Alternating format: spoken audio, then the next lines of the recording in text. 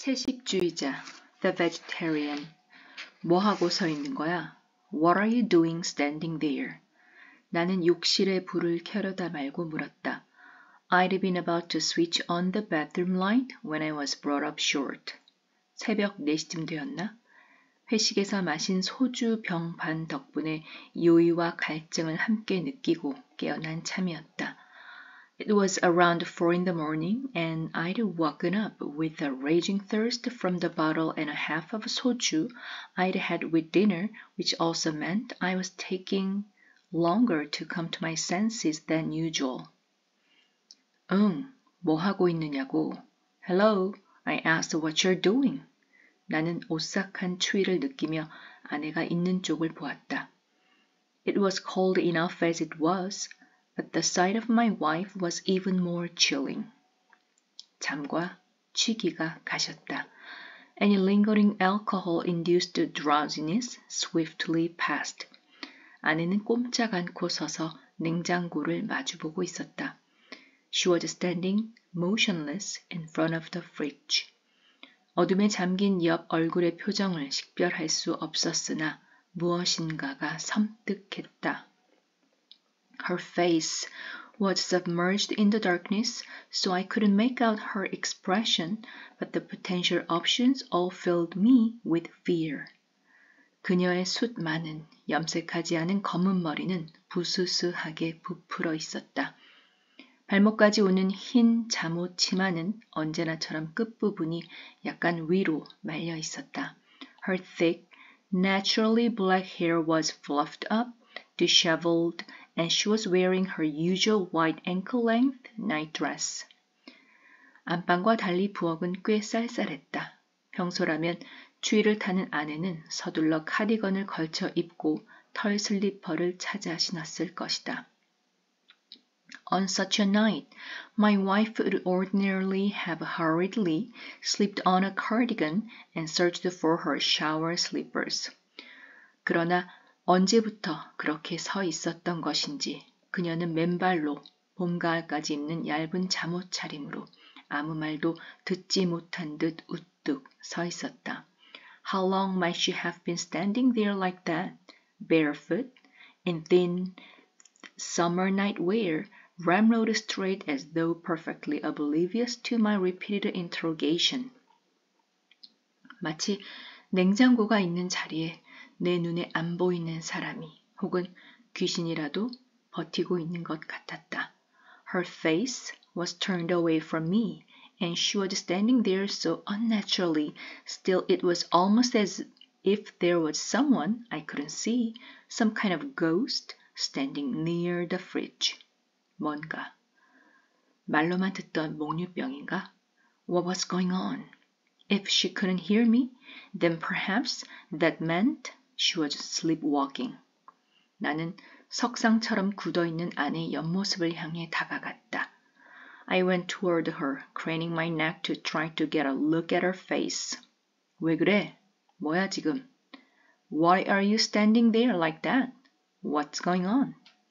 내가 아내의 어깨에 손을 얹었을 때 뜻밖에도 그녀는 놀라지 않았다. When I put my hand on her shoulder, I was surprised by her complete lack of reaction.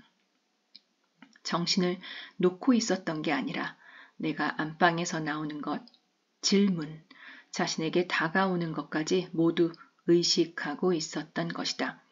Rather than having been out of her mind, she'd been aware of everything. Me coming out of the bedroom, my question coming over to her. 그녀는 다만 무시했을 뿐이다. She'd simply ignored me. 가끔 그녀가 심야 드라마에 열중해 있을 때 내가 귀가하는 기척을 듣고 있으면서 무시했던 것과 같이. It was like those rare occasions when, absorbed in a late-night TV drama, she'd fail to notice me arriving home.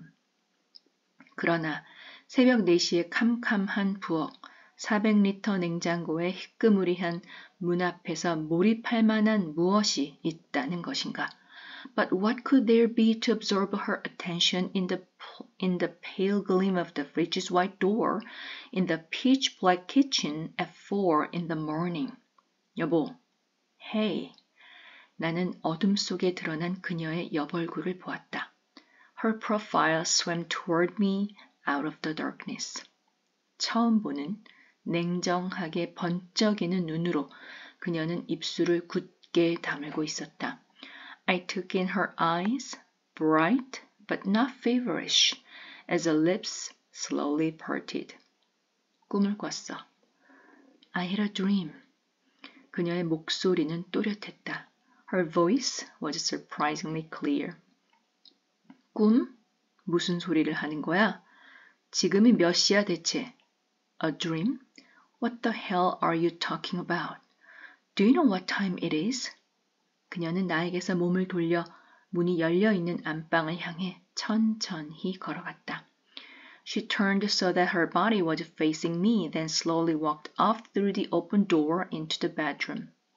문턱을 넘자 팔을 뒤로 뻗어 조용히 문을 닫았다. As she entered the room, she reached out and calmly pushed the door closed. 나는 혼자 어두운 부엌에 남아 그녀의 흰 뒷모습을 삼킨 방문을 바라보았다. I was left alone in the dark kitchen, looking helplessly on as her retreating figure was swallowed up beyond the door. 나는 욕실에 불을 켜고 들어갔다. I turned on the bathroom light and went in. 며칠째 영하 10도 안팎의 추위가 계속되던 즈음이었다. The cold snap had continued for several days now, consistently hovering around 14 degrees Fahrenheit. 몇 시간 전에 내가 샤워를 했으므로 그때 물이 튄 슬리퍼가 아직 차갑게 젖어 있었다. I showered only a few hours ago, so my plastic shower slippers were still cold and damp. 욕조 위로 시커멓게 뚫린 환풍구에서 바닥과 벽의 흰 타일들에서 냉혹한 계절의 적막감이 느껴졌다. The loneliness of this cruel season began to make itself felt, seeping from the black opening of the ventilation fan above the bath, leaching out of the white tiles, covering the floor and walls. 안방으로 돌아갔을 때 아내가 웅크리고 누워있는 쪽에서는 아무런 소리도 들리지 않았다. 마치 나 혼자 있는 방 같았다. When I went back into the bedroom, my wife was lying down, her legs curled up to her chest. The silence so weighted I might as well have been alone in the room. 물론 그것은 내 착각이었다. Of course, this was just my fancy. 가만히 귀를 기울이자 매우 작은 숨소리가 들려왔다. If I stood perfectly still, held my breath, and strained to listen, I was able to hear the faintest sound of breathing coming from where she lay. 잠든 사람의 숨소리 같지는 않았다. Yet it didn't sound like the deep, regular breathing of someone who has fallen asleep. 손을 뻗으면 그녀의 따스한 살을 만질 수 있었을 것이다. I could have reached out to her and my hand would have encountered her warm skin. 그러나 왠지 나는 그녀를 만질 수 없었다. But for some reason, I found myself unable to touch her. 그녀에게 말을 붙이고 싶지도 않았다. I didn't even want to reach out to her with words.